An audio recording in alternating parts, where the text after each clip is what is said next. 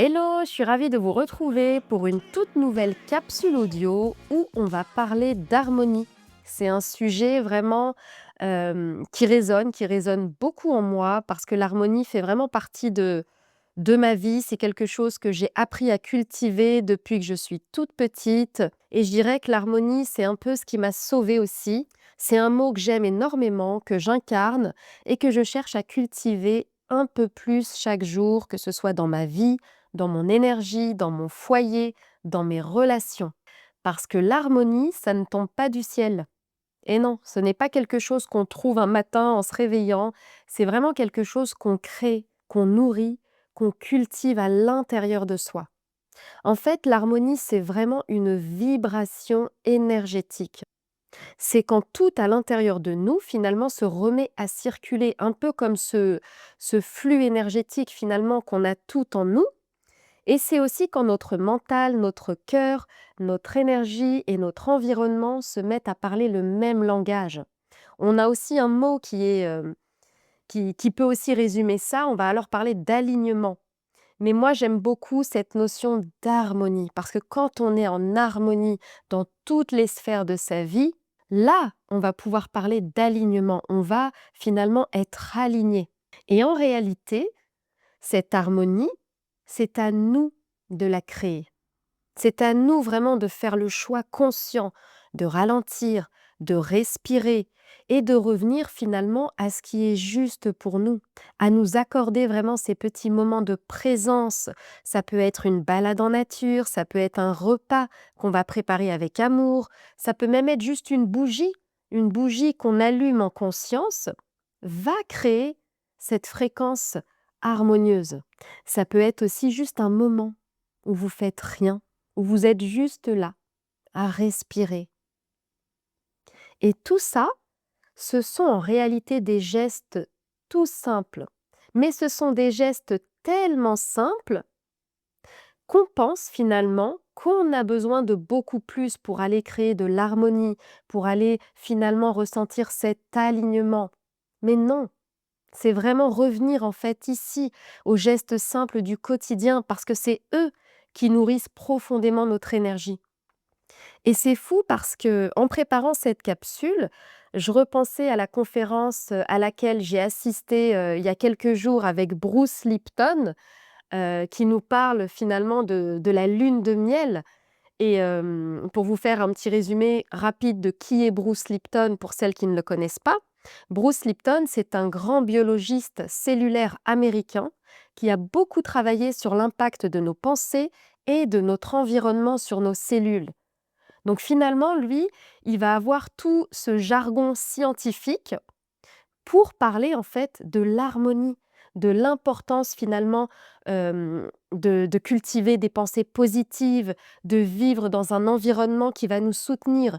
Lui, il a été finalement prouvé scientifiquement pourquoi c'était si puissant. Et il nous a expliqué quelque chose de tellement juste. Quand notre énergie est en harmonie, il y a la vie. Et quand elle est en disharmonie, il y a la peur. Et cette phrase, elle m'a vraiment marquée parce que je trouve qu'elle résume tout. Quand on est dans l'harmonie, on est dans la vie. On est dans le mouvement, on est dans la joie, dans la confiance. Mais quand on est dans la peur, là, on va plutôt être dans la tension, dans le contrôle.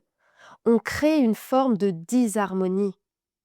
Et cette disharmonie, elle va se refléter partout dans notre corps, dans nos émotions, dans notre quotidien, dans nos relations, dans notre vie tout entière.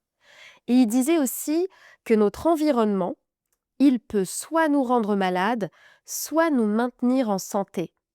Et l'environnement, ce n'est pas juste la maison ou les objets autour de nous. Bien que ça, c'est quand même important. Parce que tout a une vibration. Les objets que vous avez chez vous ont une vibration. Tout, la manière dont vous allez disposer vos meubles chez vous émettent également une vibration qui va forcément avoir un impact sur vous. Mais c'est aussi les gens qu'on fréquente, les lieux où on va, les pensées finalement qu'on entretient et tous les mots qu'on se dit. Tout ça influence notre énergie au quotidien.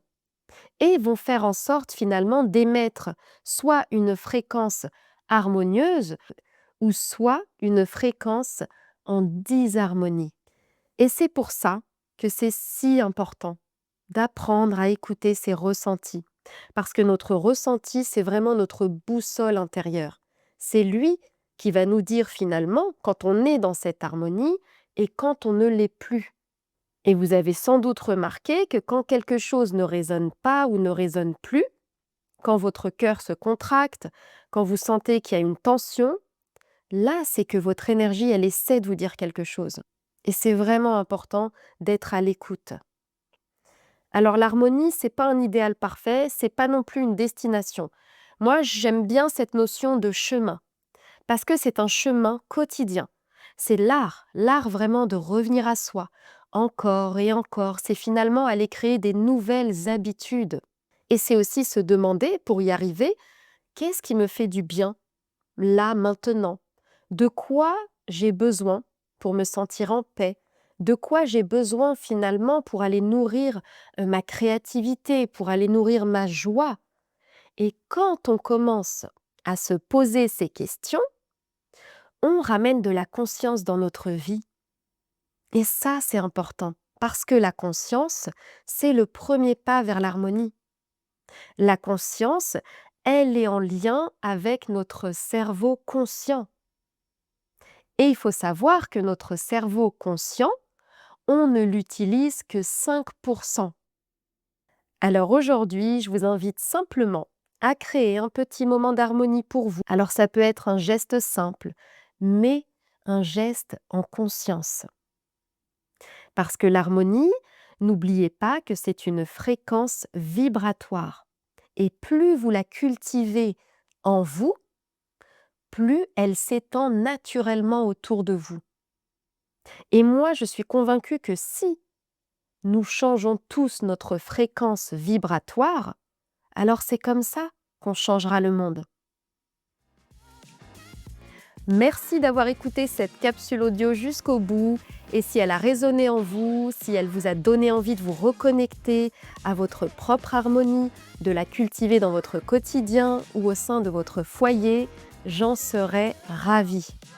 Et si vous souhaitez soutenir ce projet, vous pouvez mettre un petit like ou un commentaire. Ça m'aide énormément à faire grandir ces partages. Et moi, je vous retrouve très bientôt pour une nouvelle capsule audio, toujours autour de la conscience, de l'énergie et de ce chemin vers plus d'équilibre et de sens.